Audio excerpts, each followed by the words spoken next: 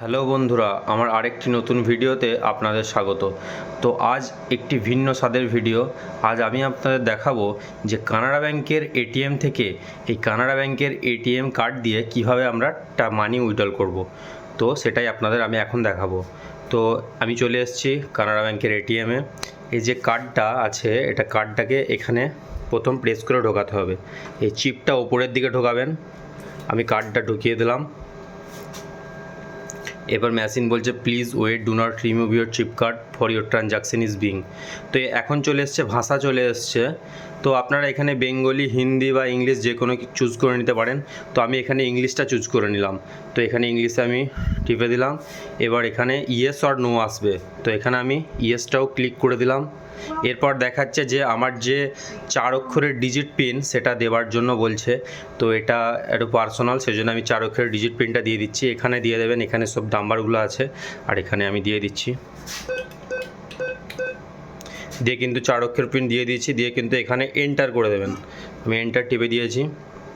এবার এখানে চলে এসছে cash withdrawal, other service, balance inquiry, mini statement. আপনারা যদি ব্যালেন্স ইনকোয়ারি করতে যান এখানে ব্যালেন্স ইনকোয়ারি করবেন। যেহেতু আমি ক্যাশ উইথড্রল করবো তো সেহেতু আমি ক্যাশ উইথড্রলমেন্টে টিপে দিলাম। এবার এখানে চলে এসছে account type, please select your account type. তো এখানে যেহেতু আমার সেভিংস অ্যাকাউন্ট, আমার কারেন্ট অ্যাকাউন্ট না, তাই আমি সেভিংসটাই ক্লিক করে দিলাম ওপরেরটায়।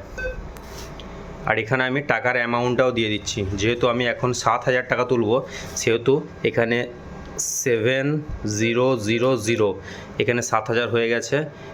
এরপর কিন্তু আমি কারেক্টে প্লেস করে দিলাম, এখানে কারেক্ট। তো এখানে বলছে please wait for your transaction.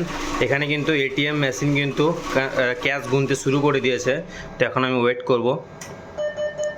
তো রিমুভ ইউর চিপ কার্ড বলে দিচ্ছে এবং ওয়েট ইউর ক্যাশ। তো আমি এখানে এটিএম কার্ডটা বের করে নিলাম। এখানে আমি ক্যাশের জন্য এখন ওয়েট করব। হ্যাঁ, এখানে ক্যাশও কিন্তু চলে এসছে, আপনারা দেখতেই পাচ্ছেন। তো হয়ে গেল। এভাবেই এটিএম কার্ড দিয়ে এভাবে মানি উইথড্রল করতে পারবেন। আর এখানে শেষে আপনারা চাইলে ক্যান্সেলটা ক্লিক করে দিতে পারেন। যাই হোক, এখানে ভিডিওটা আমি এখানেই শেষ করছি। তো এই ভিডিওটা যদি ইনফরমেটিভ হয়ে থাকে আমার চ্যানেলটি সাবস্ক্রাইব করে পাশে থাকবেন এরকম পরবর্তীতে ইনফরমেশন ভিডিও পাশে থাকার জন্য। ধন্যবাদ বন্ধুরা।